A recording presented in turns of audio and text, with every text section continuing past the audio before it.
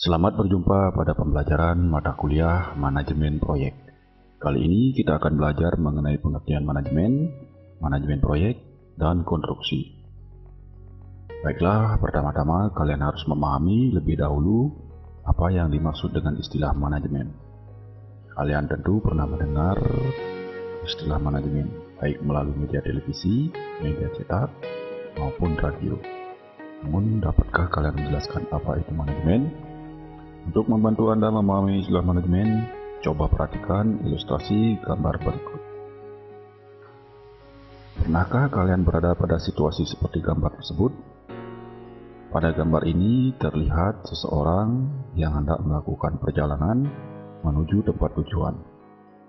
Namun di tengah perjalanan, ia menghadapi sebuah rintangan berupa pohon tumbang. Pada kondisi seperti itu, maka pengendara motor ini harus mengambil keputusan apakah tetap melanjutkan perjalanan atau membatalkannya. Apabila ia memilih opsi membatalkan perjalanan, maka ia telah menjadi manajer bagi dirinya sendiri, yaitu manajer yang gagal dalam mencapai tujuan yang ia tetapkan sebelumnya. Sebaliknya, apabila ia memutuskan untuk tetap melanjutkan perjalanan, maka pengendara itu akan dihadapkan pada dua pilihan lagi. Apakah mencari jalan alternatif atau tetap menggunakan jalan yang sama dan siap menanggung segala risikonya. Akan tetapi, apabila pada saat itu kondisi tidak memberikan alternatif lainnya, apakah yang akan pengendara itu lakukan? Tentu saja pada saat yang sama, ada pengguna jalan lainnya yang memiliki masalah yang sama dengan pengendara motor ini. Dan di antara mereka masing-masing, pastilah ada yang mengambil peran yang berbeda. Misalnya saja, ada yang berinisiatif menghubungi petugas pengelola jalan, ada yang berembuk untuk merencanakan cara yang efektif dan efisien untuk segera menyingkirkan hambatan itu, atau ada yang berusaha mengumpulkan orang-orang dengan peralatan yang dibutuhkan untuk menyingkirkan hambatan itu, dan sebagainya. Ilustrasi ini sebenarnya menggambarkan bagaimana proses manajemen itu terjadi pada sebuah konteks. Secara sederhana, konsep manajemen itu dapat dikaitkan dengan kata kunci, yaitu tujuan. Tujuan merupakan sesuatu yang harus dicapai dalam kualitas dan kuantitas tertentu, dalam jangka waktu tertentu melalui pemanfaatan dan pengelolaan sumber daya. Dapatkah kalian kini memahami apa itu manajemen? Seorang pemikir dan ahli manajemen yang bernama Harold Kuhn memberikan definisi manajemen dengan berbasis fungsi-fungsi. Menurut Harold Kuhn, manajemen adalah proses merencanakan, mengorganisasi, menyusun personel, memimpin dan mengendalikan kegiatan anggota serta sumber daya lainnya untuk mencapai sasaran organisasi yang telah ditentukan. Setelah Anda memahami apa yang dimaksud dengan manajemen, dapatkah Anda menjelaskan apa itu manajemen proyek atau manajemen proyek konstruksi? Baiklah, sebelumnya kita pahami dulu apa yang dimaksud dengan proyek. Proyek memiliki karakteristik seperti berikut.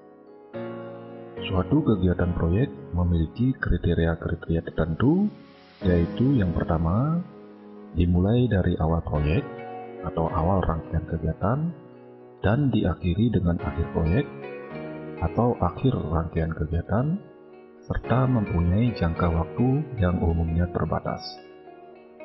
2. Rangkaian kegiatan proyek hanya satu kali, sehingga menghasilkan produk yang bersifat unik. Jadi, tidak ada dua atau lebih proyek yang identik. Yang ada adalah proyek yang sejenis. Karakteristik proyek yang membedakan dengan kegiatan non-proyek dapat dirangkum seperti pada tabel berikut ini.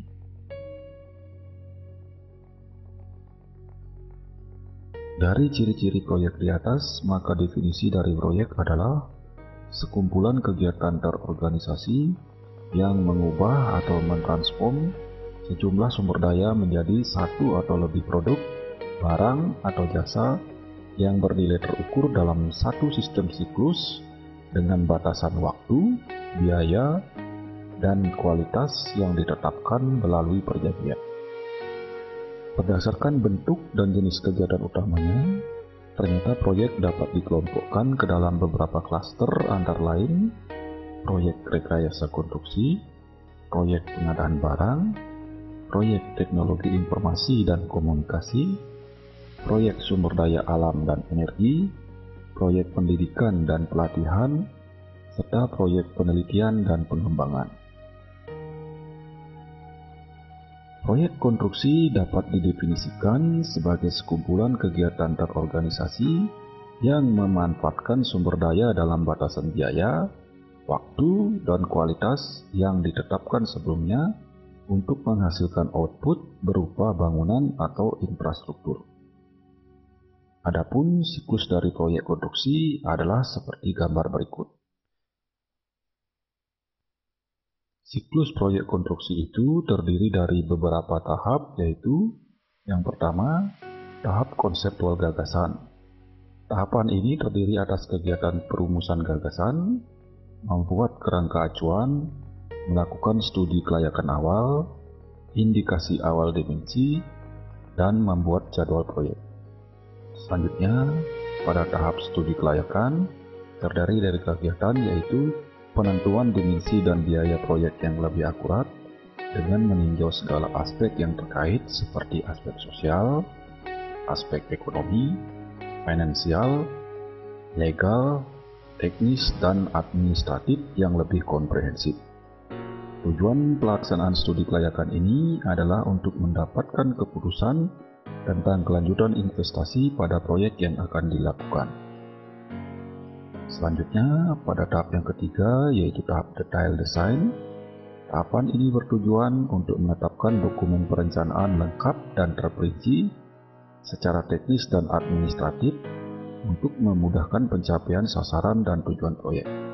Kegiatan yang dilakukan pada tahapan ini meliputi pendalaman terhadap berbagai aspek persoalan, desain engineering dan pengembangan, pembuatan jadwal induk dan anggaran, serta menentukan perencanaan terhadap sumber daya, pembelian dini, penyiapan perangkat, dan penentuan peserta proyek melalui pelelangan. Tahap yang keempat yaitu tahap implementasi, terdiri dari kegiatan-kegiatan seperti pembuatan spesifikasi dan kriteria, pembelian peralatan dan material, fabrikasi dan konstruksi, inspeksi mutu, uji coba, startup, demobilisasi, dan laporan penutup proyek. Yang terakhir, pada tahap operasi dan pemeliharaan, terdiri dari kegiatan-kegiatan seperti kegiatan operasi rutin dan pengamatan prestasi akhir proyek, serta pemeliharaan fasilitas bangunan yang dapat dipergunakan untuk kepentingan sosial dan ekonomi masyarakat. Dari penjabaran siklus proyek konstruksi tersebut, maka dapat dilihat bahwa sejak awal proyek, yaitu tahapan detail design, biaya yang dikeluarkan terus meningkat hingga ke proses implementasi dengan periode waktu yang relatif singkat dan berkaitan. Selanjutnya, pada akhir siklus, biaya operasi dan pengeluarannya lebih kecil dari biaya sebelumnya, namun dengan periode waktu yang panjang sampai sisa umur proyek secara keseluruhan. Dalam pelaksanaan proyek konstruksi harus memenuhi 3 kriteria, yaitu yang pertama, biaya proyek tidak melebihi batas yang telah direncanakan sesuai dengan kontrak pelaksanaan suatu pekerjaan. Yang kedua, mutu pekerjaan atau mutu hasil harus memenuhi standar tertentu sesuai dengan kontrak pekerjaan. Yang ketiga, waktu penyelesaian harus memenuhi batas waktu yang telah disepakati. Dengan adanya 3 sasaran dan sekaligus menjadi kendala dalam pelaksanaan konstruksi, maka diperlukan suatu manajemen yang dapat diterapkan untuk mengelola pelaksanaan suatu proyek konstruksi. Sebenarnya, fungsi-fungsi manajemen yang telah dikenal secara luas adalah merupakan manajemen fungsional atau manajemen klasik. Oleh karena itu, manajemen proyek merupakan pengembangan dari manajemen klasik dengan menambahkan 2 pendekatan, yaitu pertama pendekatan sistem dan yang kedua adalah pendekatan kontingensi. Jadi, manajemen proyek itu terdiri dari 3 unsur, yaitu manajemen fungsional, pendekatan sistem, dan pendekatan kontingensi.